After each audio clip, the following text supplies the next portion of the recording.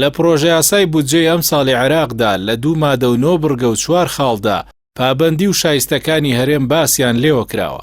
سۆران عومەر پەرلەمانتاری کۆمەڵی دادگەری و ئەندامی لیژنەی ئابووری و پیشەسازی و بازرگانی لە پەرلەمانی عێراق ڕایگەیاندووە لە خاڵ یەکەمی مادەی 13 پشکی هەرێمدا لە بەشە بودجە باس لە پاکتاوکردنی حساباتی نێوان هەرێم و بەغداد لە ساڵی 2004 تاوەکو 2022 بۆ هەموو ئەو ساڵانەی بودجە هەبووە کراوە.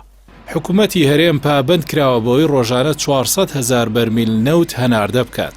مانگانەش وەزارەتی سامانە سروشتیەکان بەڵگەکانی هەناردەکردن ڕادەستی وەزارەتی نەوتی عێراق بکات و لەلایەن وەزارەت و چاودێری دارایی عێراق بە هەماهەنگی چاودێری دارایی هەرێم پەسەند بکرێت. هەرێم پابند دەکرێت بەوەی داهاتە نانەوتیەکانیشی ڕادەست بکات و بچێتەوە نێو چوارچێوەی داهاتی گشتی عێراق، ئەویش بە پێی یاسای بەڕێوەبردننی دارایی فیدراڵی. دواتریش دیوانی چاودێری دارایی عێراق بە هەماهەنگی لەگەڵ دیوانی چاودێری دارایی هەرێم وردبینی لە داهاتەکان دەکات. لە بەرامبەر ئەوانەدا وەزارەتی دارایی عێراق پابەندە بە ناردنی بەشە بودجەی مانگانەی هەرێم بە ڕێژەی لە 12.6.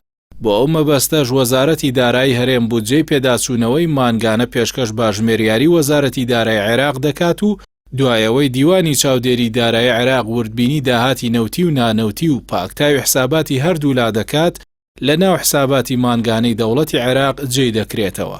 با پێی پرۆژە یاسای بودجەی 2023 داهاتی هەموو نەوتی بەرهەمهێنرا و هەناردەکراوی هەرێم بە داهاتی بەرهەمە نەوتیەکانی دیکەشەوە دەخرێتە ژمارێکی بانکیەوە بەبێ ئەوەی مافی هیچ لایەکی لێ ببڕدرێت بۆ هەر مەبەستێک بێت.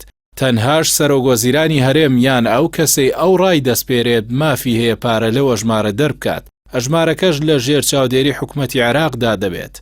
بەم پێش سەرجەمە ژمارە بانکیەکانی دیکەی داهاتی نەوتی هەرێم دادەخرێن و دیوانی چاودێری دارایی عێراق و هەرێم بە هەماهەنگی لەگەڵ وەزارەتی نەوتی عێراق و سامانە سروشتیەکانی هەرێم وردبینی ئەو ئەژمارەی نەوت دەکەن بە هاوبەشی لەگەڵ کۆمپانیایەکی جیهانی وردبینی.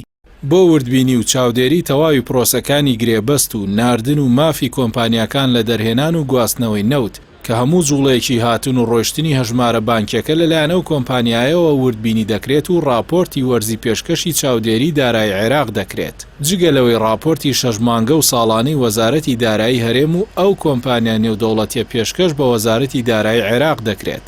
بە پێی ئەو زانیاریانەی پەرلەمانتارەکەی کۆمەڵی دادگەری بڵاوی کردوێتەوە لیژنێکی هاوبەش لە هەرێم و ناوەند بۆ پێداچوونەوە بە کەرتی نەوت و غازی هەرێم لە ڕابردوودا پێک دێنرێت و بە مەبەستی پاکتاوی ئەو قۆناغی ڕابردووی کەرتی نەوتی هەرێم راپۆرتی خۆیان پێشکەش دەکەن. بڕیاریشە ئەم خاڵانە سەرجەمیان تا بەر لە دەرچوونی یاسای نەوت و گازی عێراق جێبەجێ بکرێن.